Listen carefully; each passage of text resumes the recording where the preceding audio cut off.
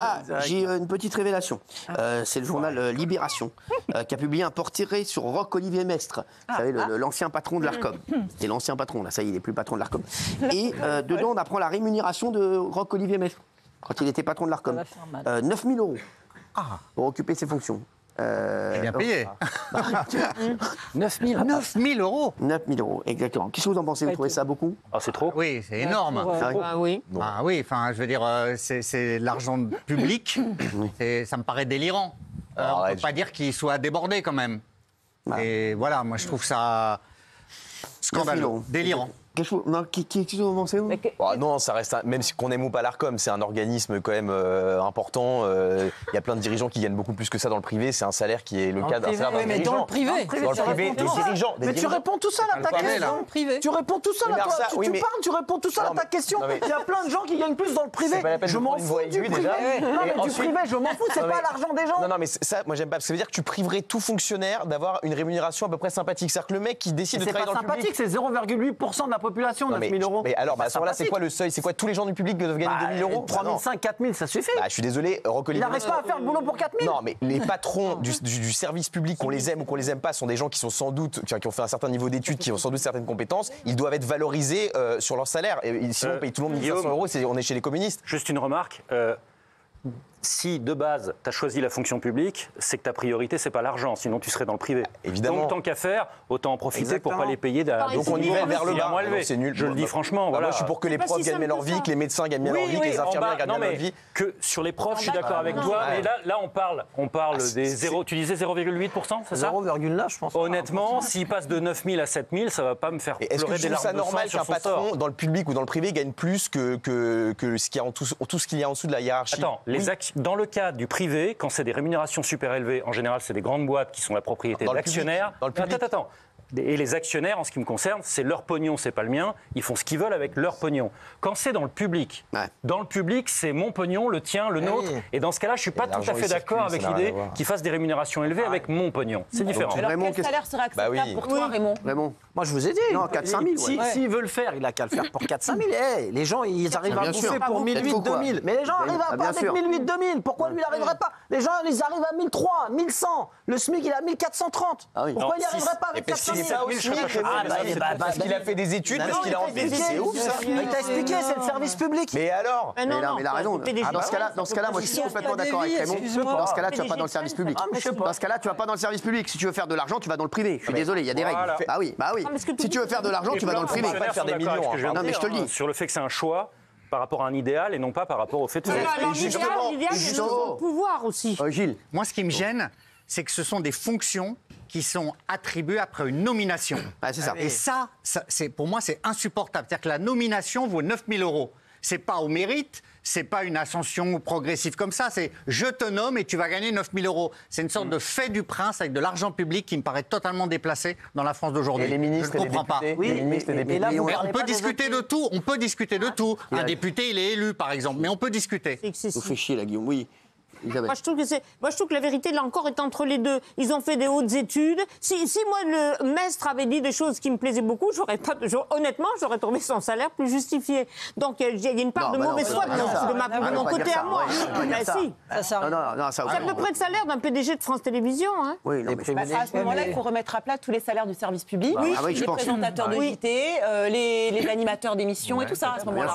Mais quand on m'a dit qu'ils font ça pour l'idéal, ils font ça aussi pour le pouvoir. Pardonne-moi. T'as une notion de position dominante. Arrête, ne me dis pas qu'ils font ça que pour l'idéal. Je pense qu'il y a le salaire, puis il y a tous les avantages. Je pense qu'il y a une part d'idéalisme dans le fait de devenir fonctionnaire, oui, je le dis. Ah oui ? Oui. PDG de France Télévisions, tu penses que c'est par idéalisme que tu deviens ou bon, là, effectivement, tu prends peut-être un cas extrême, effectivement. Merci. Oui, Daniel. Non, mais je dis, en plus, ça va nous énerver si on connaît tous les avantages qu'ils ont en plus. Plus le fait que dès qu'il a fermé la porte de l'Arcom, on lui a proposé un autre poste encore sans doute mieux payé, à rien faire. Enfin, c'est une espèce d'assurance vie, ça. Donc, ils sont déjà bien payés là. C'est ce qu'on dénonce tous les soirs ici. C'est même pas un autre poste. Donc, c'est quand même beaucoup de privilèges. Pour en plus. Là, il va être à la cour des miracles. Cour des comptes, oui. Jean-Michel, je suis un peu partagé entre les deux, parce que Guillaume, quelque part, a raison. C'est que si on veut attirer des fonctionnaires de talent à des postes qui sont impliquants, ils doivent prendre des grosses décisions, il faut bien les motiver quand même. Autrement, il n'y aura plus que des cassos qui seront à la tête de l'État si on les paye mal. Donc il faut bien les payer. C'est peut-être trop, d'accord, mais il faut quand même avoir un salaire motivant. Il y a plein de patrons, plein de talents. Il y a plein de patrons en France, plein de talents qui nous regardent là, plein de talents plus forts que lui. Ils ne montent pas à 9 000. Avec leur société, ils ne montent pas à 9 000. Dès qu'ils ont payé tout le monde, dès qu'ils ont payé l'URSSAF, dès qu'ils ont payé les impôts, ils sont plein de talents, ils sont pétris de talents. Plus que lui, que je connais pas. Mais plein de mecs, ils sont pas à 9 000. 9 000, c'est énorme. Et vous prenez toujours exemple des autres pays. Est-ce qu'il y a les ARCOM comme ça dans tous les autres pays? Avec des mecs à 9 000 euros avec les impôts des autres pays? Ah bah, j'en sais rien, mais à chaque fois, vous prenez des exemples. Regardez en Angleterre. Mettons à plat tous les salaires du service public. Alors, attends, Raymond. Moi, ça me dérangerait pas. Tu m'as dit les animateurs, mais pas les producteurs. Ça me dérangerait pas, parce qu'un producteur, il fait travailler des gens en privé. Mélangez pas. Mélangez pas.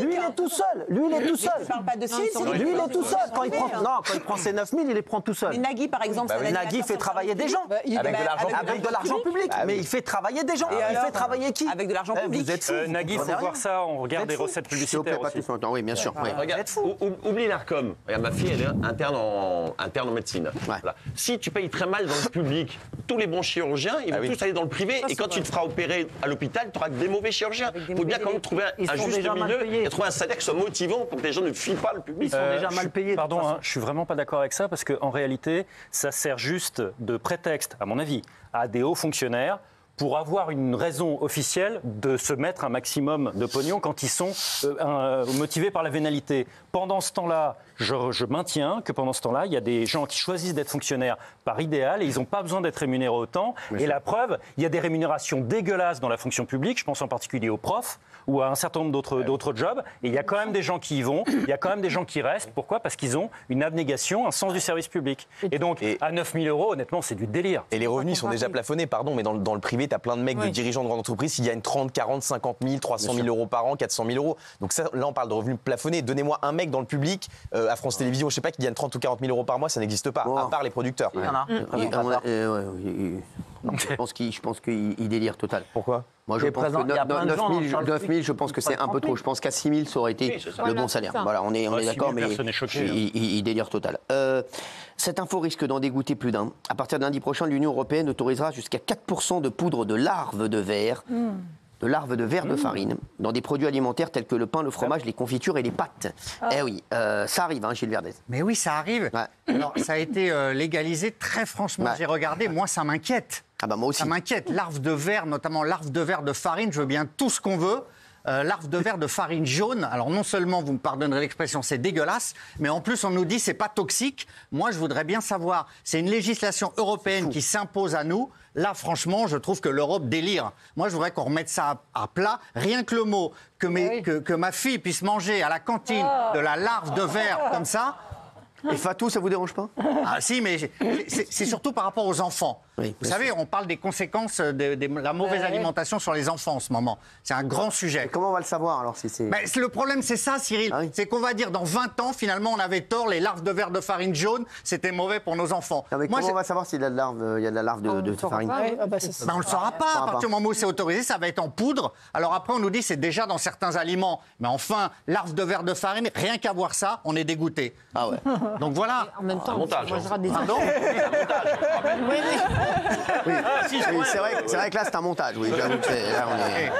Bien sûr que c'est un montage. On est quand même sur un montage, là, quand même. C'est un montage. Mais vous savez que dans des écoles, il y a des enfants qui ont trouvé des larves. Et après, on leur a dit, oui, mais c'est pas toxique. Vous vous rendez compte du truc absurde? Vous mangez, vous trouvez une larve et on vous dit c'est pas toxique. Le raisonnement est à l'envers. Vous mangez, vous ne devez jamais trouver une larve dans ce que vous mangez. Ou alors on délire. C'est ça qui m'énerve, Cyril. Excusez-moi, je suis un peu véhément, mais quand il s'agit d'alimentation pour les enfants, là, vous me trouverez toujours face à eux. On